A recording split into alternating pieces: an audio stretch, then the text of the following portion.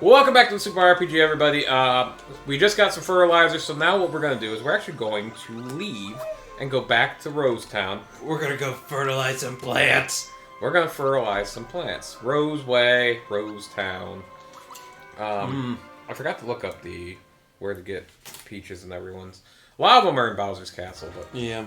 So in Rosetown here, there is I don't know if you can get to it right away, but there is a house here in the back.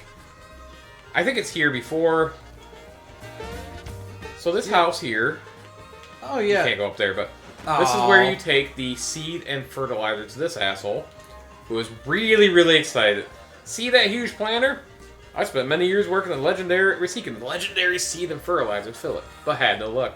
If only I could find them. Legendary seed. Hear the music? Yeah. Yeah, it gets crazy because he's like so excited that you found the seed and the fertilizer. It's gonna happen with the fertilizer too. And Mario's such a dick in these games. I love it. He's like, I do not give a shit. Yeah, I haven't finished yet. Oh, it's kind of like a Legend of Zelda Majora's Mask, where the old lady telling the story, you fall asleep during the middle of it. Yep. It's like, I want to freaking listen. Now he's doing the same thing with the fertilizer. Info dump. I like how it doesn't take like this info dump seriously with Mario fucking fading and face planting on the floor. Yep. I love the charm in this game, and they do such a good job. Right here, see? Not taking it seriously. Nope. And boom. And short attention span. I love that Paper Mario and the Thousand Year Door really do a great job. And even Super Paper Mario, which I have my issues with. Really keep that same charm and tone throughout the games with how it is. And, those are spiritual successors to this game, obviously not one-to-one successors, but... I like it when a game... When they put, like, that self-awareness into a game, and they make it known of what it is. It's a game, you're here to have fun. Exactly. Because at that point, it's like... Oh my gosh. Hey, Grandpa, if you don't slow down, you're going to have a heart attack. Because you're 1,000. At this point, anything over 1 beat per minute, you should be dead. Indeed. You think you could use a little more for that? You are an idiot. But do this. And then climb the beanstalk. And you will climb all the way up. Back into the Cloudland with these two here. Oh, and you get the lazy shell and the lazy shell. One of these is a thing you can wear. Fucking incredible defense if you go defense. Oh, really? Look at how much your defense goes up. What will that do with Bowser? Just out of curiosity. You do lose a shit ton of attack with him and speed. In terms of... But you won't die. Oh, yeah. But I will not use this lazy shell. It's fine if you want to go massive defense. I don't. I like going attack. Yeah. So I won't use it, but it is something useful. However, there is a lazy shell weapon for Mario. And this is his ultimate weapon. Your weapon bumps up 30. It's his best weapon in the game. Mario's attack is now almost 100 more than anyone else on the team. That's ridiculous. Including my powerhouse, Gino, although Gino's magic attack's really high, and Bowser's a freaking tank. But Mario's your best player, obviously, and using the super suit helps. So having all three of these on, Mario is just not going to die. Gotcha. The game's easy now. We're on easy mode. But grab that because it is absolutely worth it. That lazy shell is his ultimate weapon. And you are good to go. And now we will... How many I'm at 46 now. I want something from that guy. Remember that frog dude? Oh yeah, Frog Sage. What do I want from him?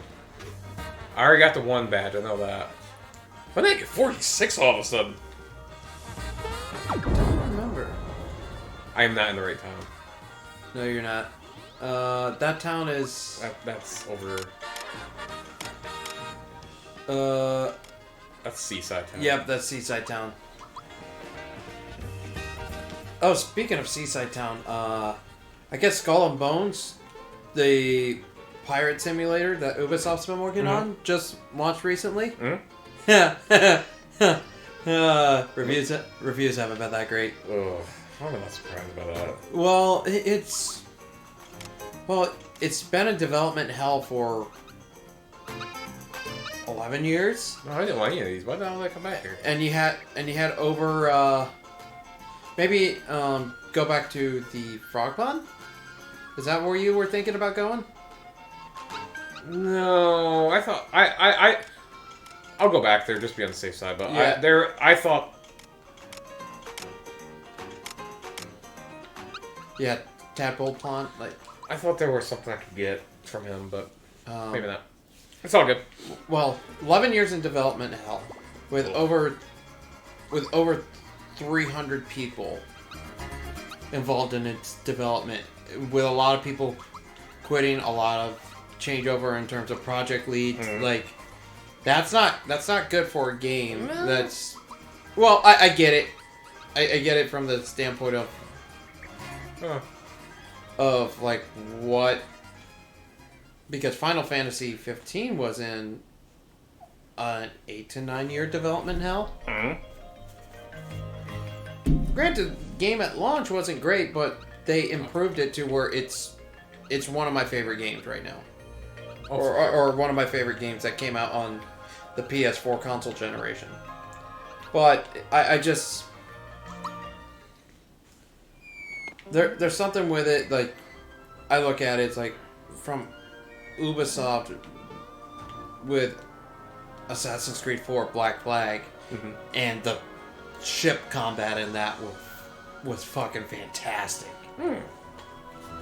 Whereas now you try to make a full-out pirate sim and it just flops.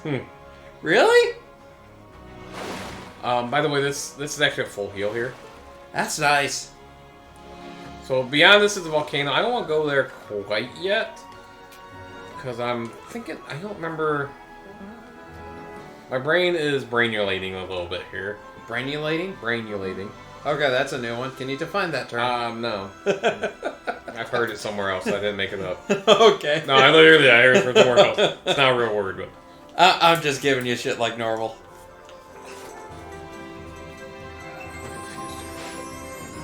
I want to be your first. You're not wrong. Alright, we'll talk to him. I think that's what I gotta do. Have you ever been a prince? If it weren't for you, Garrow, we'd never have to pull this off. Garrow? Garrow? Who's Garrow? Oh, Garrow's the statue guy. I was thinking wrong. But yeah, so you see, there's a Goomba in the back there. Can we take the Goomba with us? No. No. I wish we could. Oh, dude, I was watching a little bit of YouTube today. Just kind of watching other Let's Players. I'm getting used to hearing myself with the broken talking.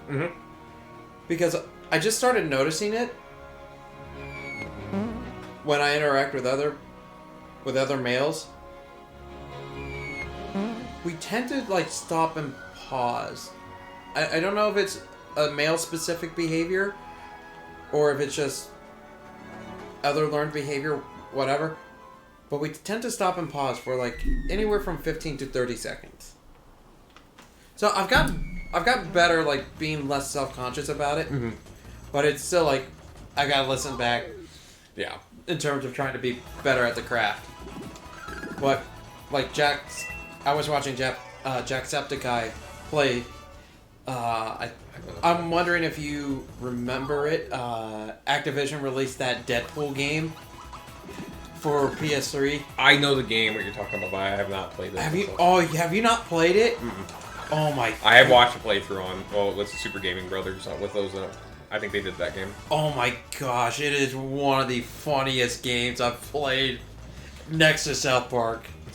because it's absolutely ridiculous. A chained Kong? Okay. Oh, I missed. I didn't know that we were promoting slavery, but that's okay. Oh, always. It's monkeys.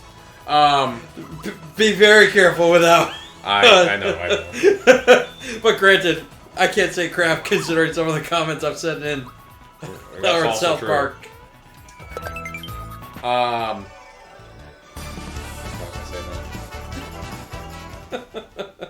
Oh, there's no hidden treasures in this area, so you don't have to worry about hidden treasures. Most of these enemies are really weak.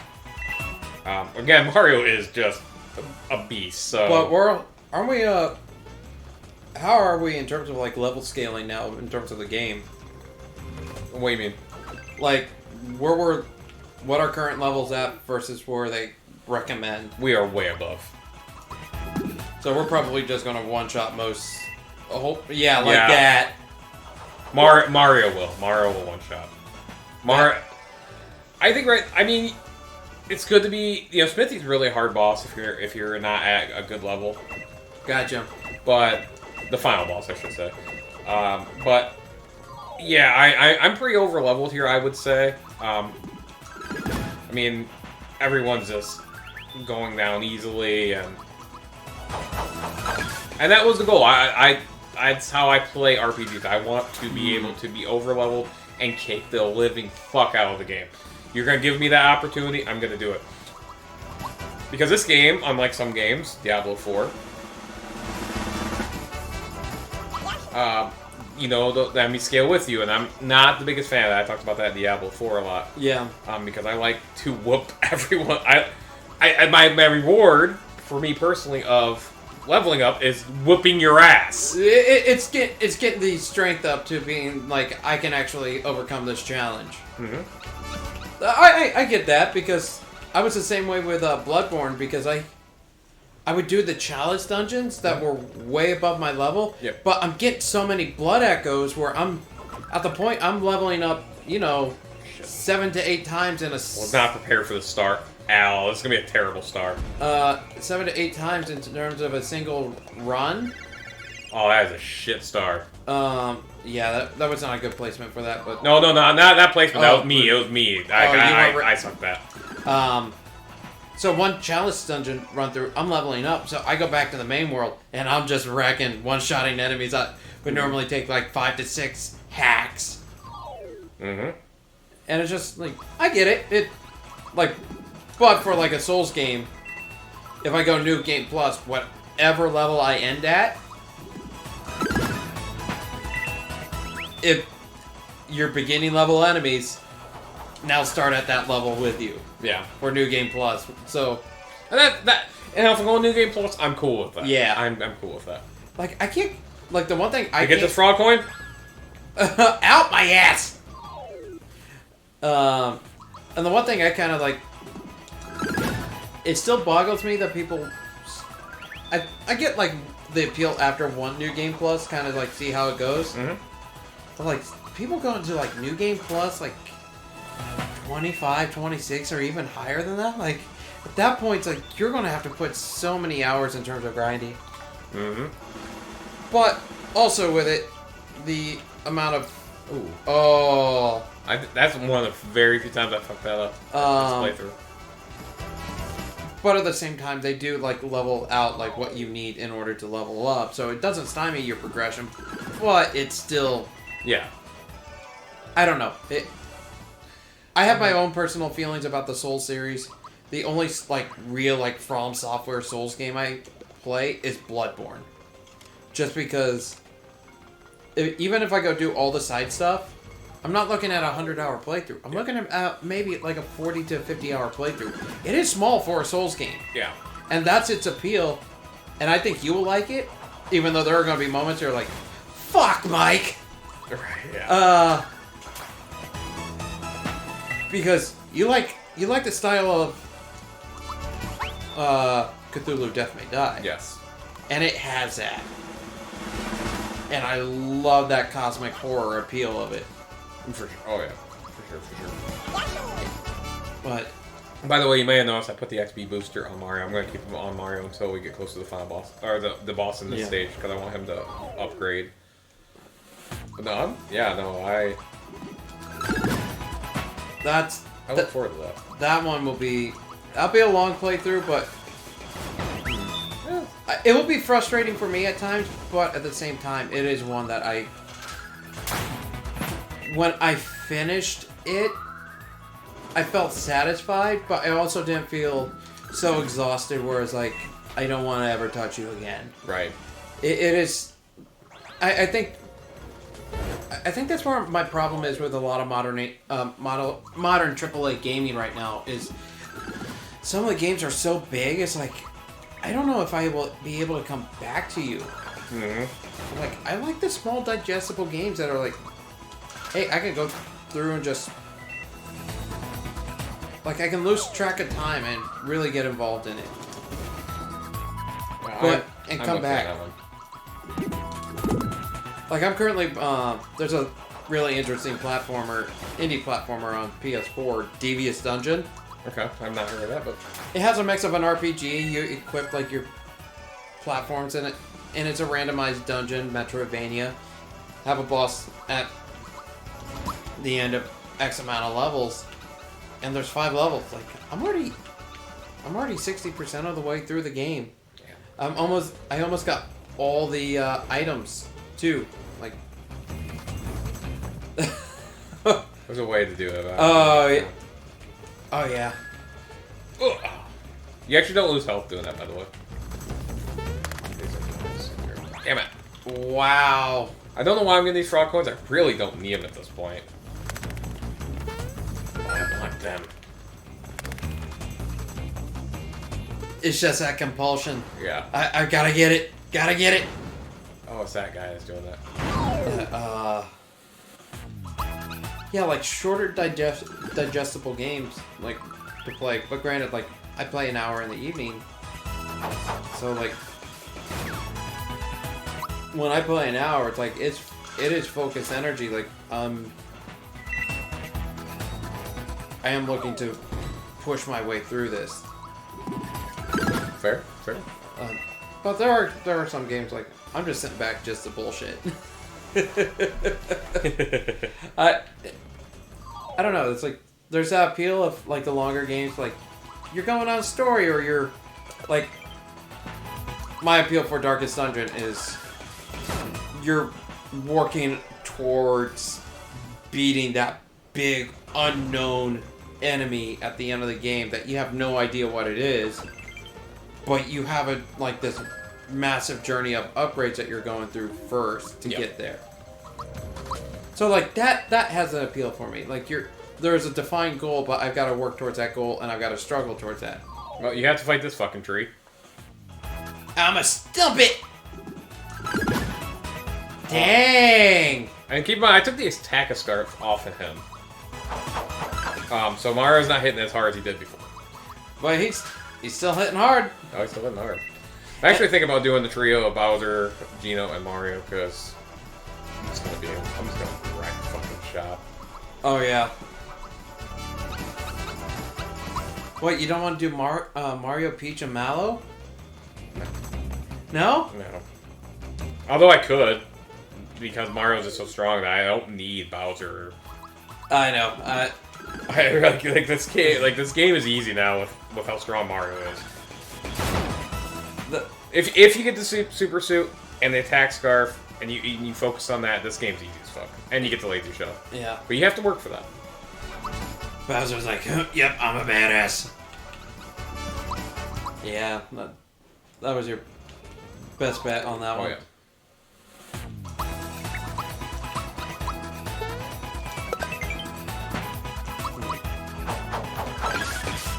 Right in the face. There's so much charm to this game. I freaking love it. It is a great game. And the thing is that some of the charms, or even some of the wacky zany scenes, it doesn't break your attention so much. Like, it still keeps you there because you're like, what's Mario going to do next? How is he going to respond to that? Like, it keeps you dialed in enough. Absolutely. And the level of detail that they've done with this update, making these levels look so much better.